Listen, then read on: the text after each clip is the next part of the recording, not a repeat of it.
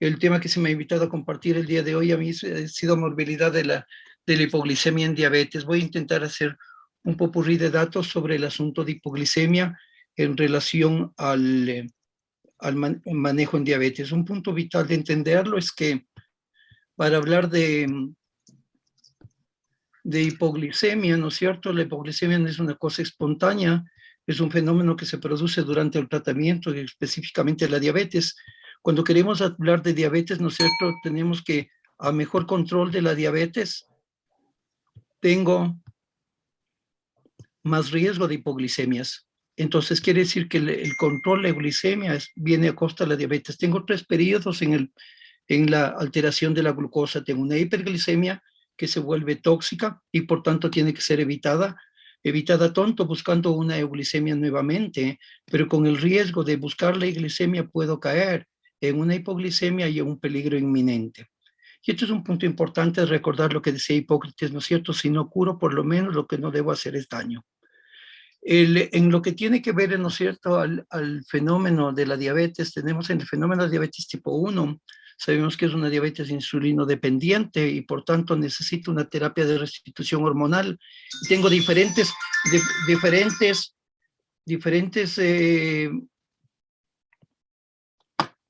alternativas terapéuticas a las cuales voy a elegir y por tanto cada una con más o menos riesgos que esta de acuerdo a su uso y su manejo. Entonces, el diabético tipo 1 está expuesto durante su vida y mientras mejor control tiene a tener tendencias a hipoglicemias. Y las hipoglicemias, por lo general, va a tenerlas frecuentemente en el día. Miren este estudio lo que demostraba que el diabético tipo 1 tiene por la gran parte de sus procesos, vive en hipoglicemia. Depende del fármaco que está utilizando. Si utiliza análogos, tendrá quizás menos eventos hipoglicémicos que las insulinas humanas o las viejas insulinas animales. Cuando vemos a qué momento el diabético tipo 1 pasa en hipoglicemia, la gran mayoría de su tiempo pasa en hipoglicemia y 1/4 de su vida lo sufre esas hipoglicemias durante la noche. Esto lo detectamos tanto en cuanto solamente si lo medimos. Entonces, si el paciente no hace autocontrol, nunca en su vida va a conocerlo. Estos son 2 ejemplos de autocontrol, una de las primeras máquinas que hubo para glucometría y los sensores del monitoreo continuo. ¿Qué hemos aprendido con estos sensores de monitoreo continuo? Hemos aprendido que la gran mayoría de pacientes buscando euglicemia viven en periodos de hipoglicemia. Entonces, el 63% de diabetes tipo 1 ni siquiera se habían dado cuenta que tienen hipoglicemia, el 47% de los tipo 2. La mayoría las tienen durante la noche y 58%, miren, ni siquiera se las detectaban durante la noche. En nuestro grupo, la gran mayoría de nuestros muchachos y adolescentes utilizan monitoreo continuo de glucosa y en los cuales ellos tienen detectar, miren, esta niña durante 7 días tenía 14 periodos de hipoglicemia, 5 durante la noche, que ni siquiera les había percibido. Miren, periodos en los cuales pasan durante 4 o 5 horas en hipoglicemia. Otros pacientes, ¿no es cierto? Miren, periodos nocturnos que ni siquiera eran percibidos y que ni siquiera los conocíamos antes del monitoreo continuo de la glucosa. Utilizamos, ¿no es cierto?, monitoreo continuo, incluso mira un ejemplo de lo que pasamos ahorita en terapias hospitalarias, manejo de infusor de insulina y los monitoreos continuos. ¿Qué pasa con la diabetes tipo 2? En la diabetes tipo 2, el diabético tipo 2 está expuesto a tomar un sinnúmero de tabletas durante el transcurso de su vida. ¿Por qué razón? Porque al tener insulina, él va a ir probando un sinnúmero de fármacos en los cuales va a ir multiplicando hasta que al final va a necesitar insulina. Es por eso que yo llamo a la diabetes tipo 1, insulino dependiente temprano, y al diabético tipo 2, que quiere estar bien controlado, se llama insulino dependiente tardío, porque obligatoriamente, después de un periodo de 10, 15 años de diabetes, tendrá que requerir insulina. Entonces, este paciente está expuesto a tomar un sinnúmero de fármacos que cada uno tiene ciertas alternativas y más que todo los secretagogos, como el caso de las sulfanilurias, son los que van a producir per se hipoglicemia. Pero recuerden que son fármacos que están dedicados para hacer hipoglicemia. Entonces, el problema quizás es ni siquiera del fármaco, sino de la iatrogenia que hacemos cuando manejamos estos pacientes. La gran mayoría de pacientes que utilizan secretagogos farmacológicos, que es lo que les llamo yo como el tipo las sulfanilurias, van a tener episodios de hipoglicemia durante su periodo. Miren, la gliburida, que es lo que llaman los gringos, a diferencia de la glibenclamida, que es lo mismo, el 57% tenían hipoglicemias. Esto es un trabajo que lo presenté cuando hacía mi residencia en el 85, fue presentado como tema oral en el Congreso Mundial de Diabetes. Esta es una encuesta que hicimos para el año 85, hacen la idea, era de las hipoglicemias en los hospitales suizos. Y demostrábamos que la glibenclamida era la droga que más hipoglicemia producía para esa época, y después van a ver que la que más mataba. Es por eso que nosotros desde esa época no utilizamos este tipo de fármaco, peor en población anciana o adulta mayor. El paciente que tiene hipoglicemias, como decíamos, principalmente es el que está expuesto, es el adulto mayor. Tal es así que incluso los datos de OMS, que creo que topo después en algo, ni siquiera el dato en OMS ya está proscrito el uso de la glibenclamida para utilización en población adulta mayor, que es lo que se entrega en los hospitales de nuestros países. ¿Qué pasa con las sulfanilurias? Las sulfanilurias matan, y eso es real. Entonces la sulfaniluria, cuando comparan las causas de mortalidad, pero no todas las sulfanilurias son lo mismo. La que mata realmente es la glibenclamida. Cuando ustedes ven comparando con los otros, los riesgos son menores. Estos son los casos de nuestro estudio. 5 pacientes murieron con hipoglicemia, de los cuales 4 estaban con clorpropamida. Pero otro punto también que ustedes ven ahí, unos estaban en insuficiencia renal y la mayoría eran población adulta mayor, que por tanto era población que no debería estar en este tipo de fármacos. Pero no todos los fármacos hacen lo mismo. La glimepirida no hace lo que hace la glibenclamida, que da el riesgo cardiovascular alto, que es el daño o la alteración del preacondicionamiento isquémico. Un estudio último en estos días, Beringer revivió a la glibenclamida al querer hacer su estudio, queriendo demostrar que linagliptina era mejor que glibenclamida, lo que demostró que no era cierto, lo que indica que glimepirida es un fármaco de uso adecuado en este momento, a pesar de que es de una sulfaniluria, a diferencia de la glibenclamida. Lo mismo pasa con gliclazida, tal es así que en OMS el fármaco de recomendación para los programas mundiales es glimepirida y gliclazida. Entonces, por tanto, si yo quiero manejar a mi paciente pensando en hipoglicemia, ya vemos cuáles son las recomendaciones que tenemos. Entonces, primera cosa, voy a evitar a toda costa el uso del sulfanilurias, principalmente glibenclamida, cuando vemos que con cuidado los otros 2 fármacos sí podemos utilizarlos. ¿Qué pasa con la insulina en la diabetes tipo 2? La insulina en la diabetes tipo 2, ¿no es cierto?, produce hipoglicemia, sí, pero los que producen menos hipoglicemias son los análogos en relación al NPH, tanto en diabetes tipo 1 como en diabetes tipo 2. Entonces, todos los pacientes, ustedes ven a ver que los análogos de biliargina producen menos insulina que cualquiera de todos los otros fármacos de insulina humana. ¿Cuándo se producen principalmente las hipoglicemias con este tipo de fármacos? En el caso de la insulina en diabetes tipo 2, principalmente en la noche. Y uno de los problemas más graves es la iatrogenia que hacemos día a día cuando recomendamos el uso de NPH en la venta. Entonces, y después nos preguntamos por qué el paciente hace hipoglicemias en la noche. ¿Por qué? Porque no recordamos que el pico mayor de la NPH es 8 horas después. Si ustedes suman a qué horas le inyectan a las 7 de la noche, 8 horas después, ¿qué hora será la que le daría la hipoglicemia? Por eso nunca debe darse NPH a la hora de la merienda, sino al acostarse. Entonces, estos son los que veíamos, entonces, los problemas que tenemos cuando utilizamos insulinas de ese tipo en nuestros pacientes. Nuestros pacientes diabéticos tipo 2, insulinos requirientes y definitivos, como es el caso de pacientes ancianos, también se ayudan o se mejoran eso. Miren una paciente que utiliza insulina, paciente de 35 años de diabetes, maneja insulina en forma permanente, pero miren el tiempo de hipoglicemia que pasa. Entonces, ¿qué es lo que se ha planteado y se ha planteado en los últimos años?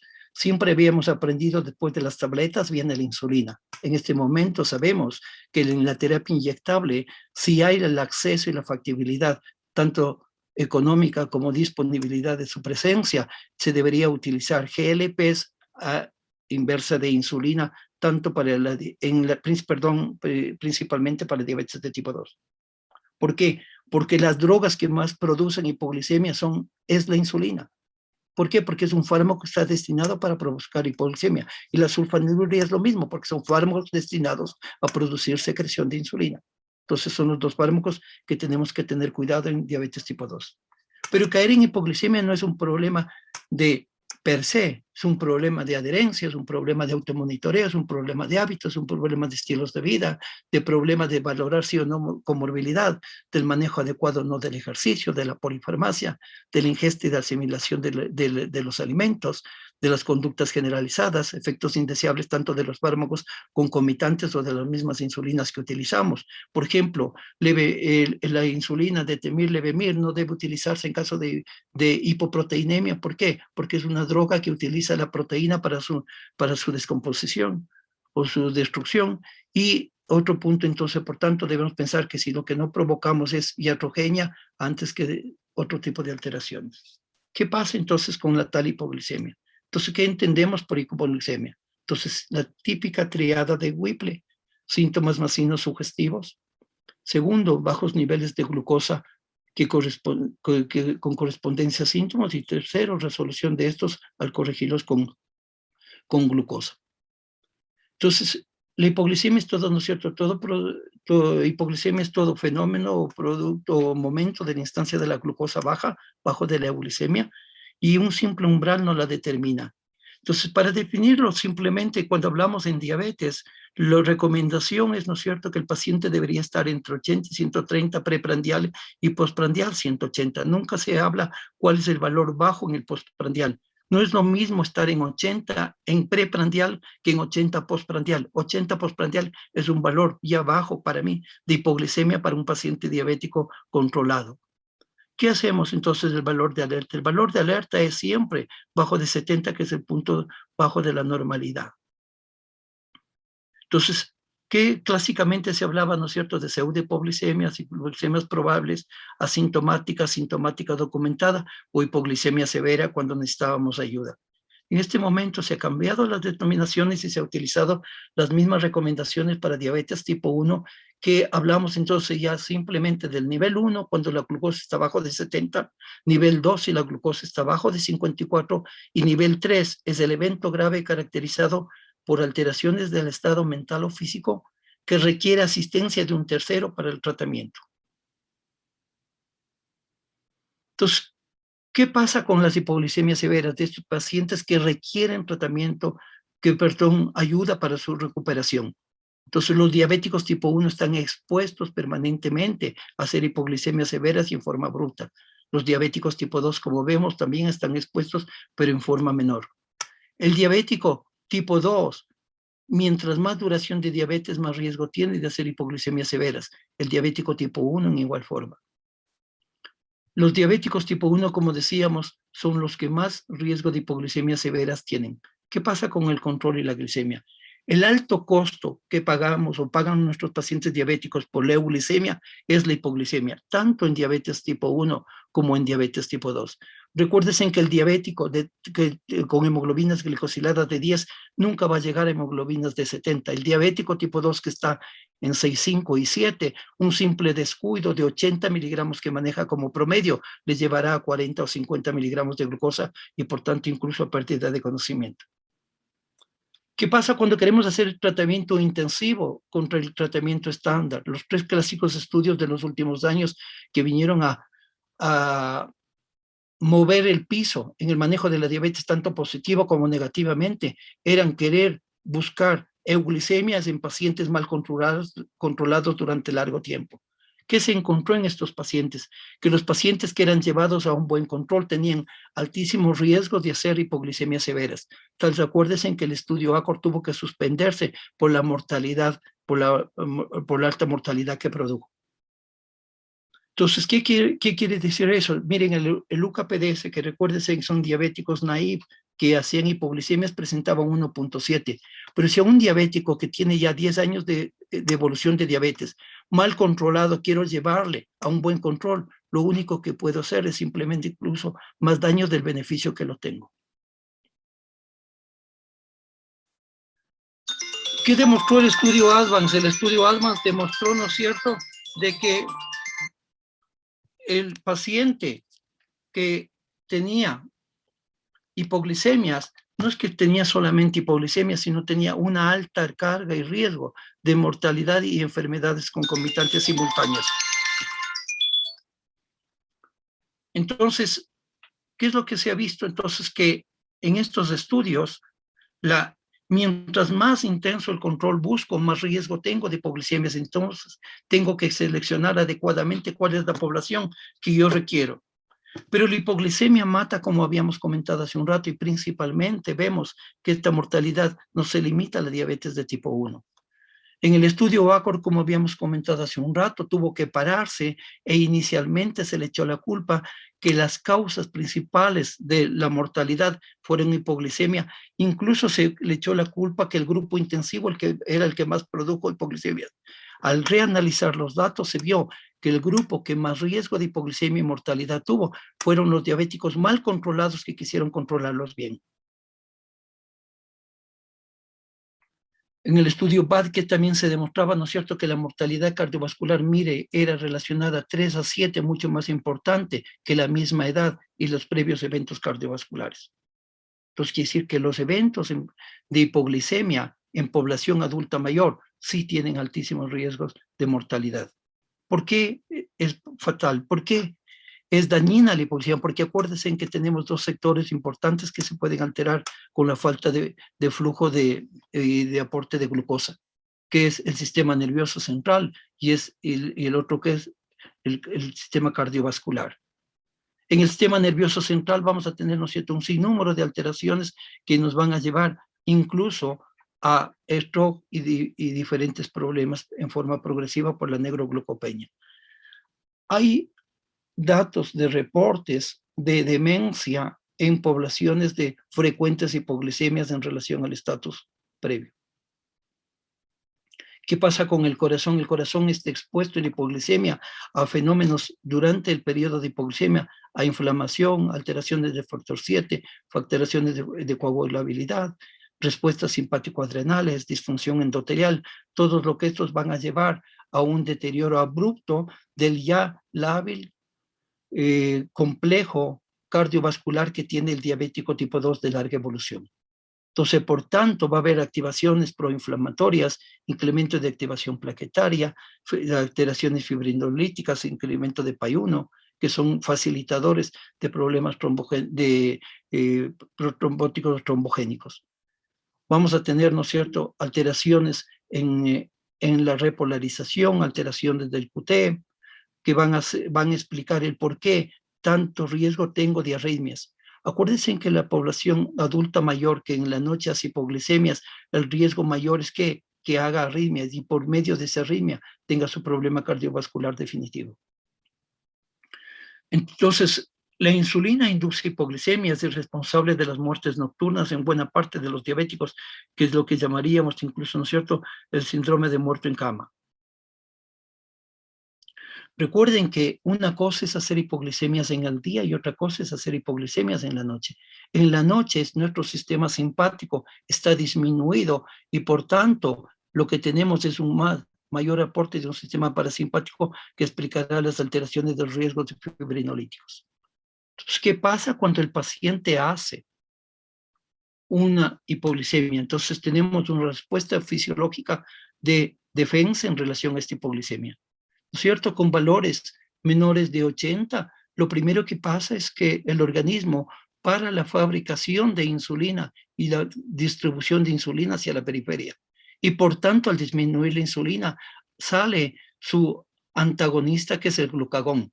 Cuando salen con valores de 65 y 70, y esto hay que acordarse que lo primero que sale es glucagón. ¿Por qué? Porque es el único encargado de sacar la glucosa que está en el hígado. Recuérdense que el único órgano que aporta glucosa a la sangre es el hígado, ninguno de los otros órganos la produce. Entonces, por tanto, el glucagón se encarga de hacer esto, después se activa, ¿no es cierto?, también epinefrina, y miren los síntomas recién se empiezan a activar cuando los valores de glucosa están en valores de alrededor de 50. Mientras tanto, esta respuesta del resto del mundo peleando contra insulina ya se está dando, ya está trabajando durante este proceso. Entonces quiere decir que las respuestas son tardías en cuanto a los síntomas y los fenómenos de cognición. Pero estas respuestas se alteran con el pasar de los años de la diabetes, tanto en la diabetes de tipo 1 como de tipo 2. Entonces vamos a tener una disminución de las respuestas de glucagón, vamos a tener una disminución de las respuestas adrenérgicas. Por tanto, nuestro paciente está descubierto para defenderse ante un evento de hipoglicemia agudo o severo. La secreción de epinefrina, ¿no es cierto?, disminuye tanto en la diabetes tipo 1 como en la diabetes tipo 2. Y esto es lo que hace, ¿no es cierto?, que se presenten algunos factores de riesgo mayor. Uno es la edad, el otro es el género, los niveles igual y ciertas condiciones. Miren qué pasa con la edad. Cuando el diabético tiene menos de 10 años de edad, un diabético adulto, y miren, la edad es un factor facilitador de hipoglicemia severa. Pero miren qué pasa cuando el diabético tiene más de 10 años de diabetes, de duración. Miren el riesgo de hipoglicemia como se exacerba. O sea, no es la edad, la duración de las diabetes multiplica por 3 el riesgo de hipoglicemia severa. Y por tanto es un factor que debemos tomar en cuenta cada vez que estamos tratando a nuestros pacientes. Recuerden que el paciente joven responde, sus respuestas de glucagón y de epinefrina son mucho más tempranas que la población adulta mayor. Entonces, por tanto, el umbral de respuesta del adulto mayor está disminuida ante las respuestas hormonales de defensa ante la hipoglicemia.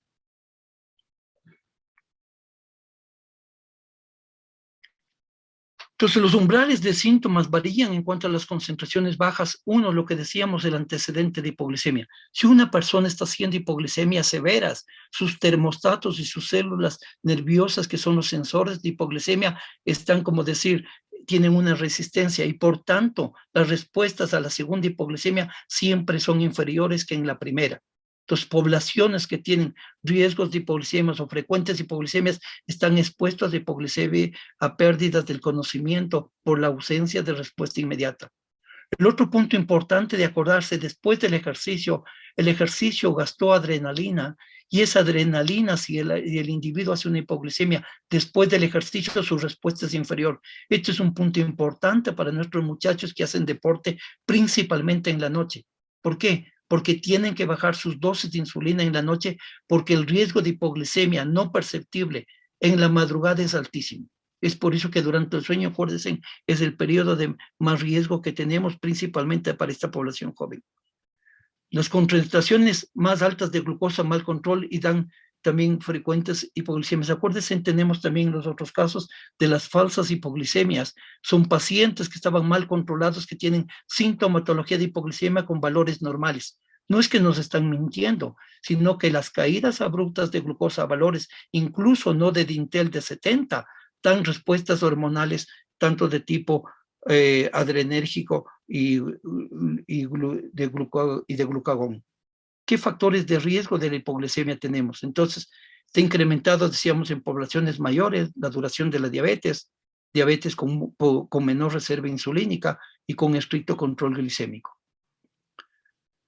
La población de mayores de 80 años, los 25% de las admisiones son debidos a hipoglicemias severas y por tanto de alto riesgo de mortalidad.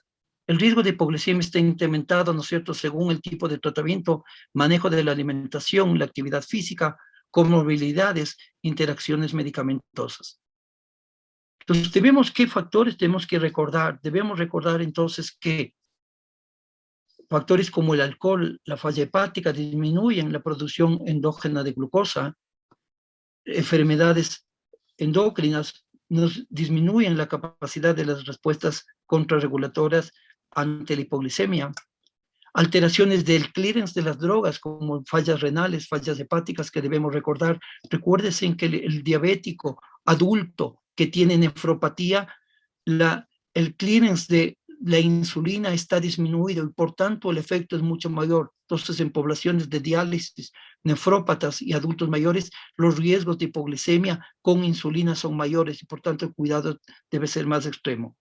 Medicaciones concurrentes como son el desplazamiento de sulfanilureas, como decíamos, que es lo que pasa con el asunto también lo que decíamos de aspirina, warfarina, trimestopin, incluso IECAS. disminución de la excreción de las sulfonilureas, como decíamos, por el exceso de aspirina, alopurinol. Entonces, estos yo creo que son puntos que uno debe tomar en cuenta para evitar las hipoglicemias que tenemos, que es el alto costo que llevan nuestros pacientes. Y debemos recordar que si no estamos haciendo esto, puede ser simplemente un factor más de iatrogenia para nuestra población adulta. Muchas gracias.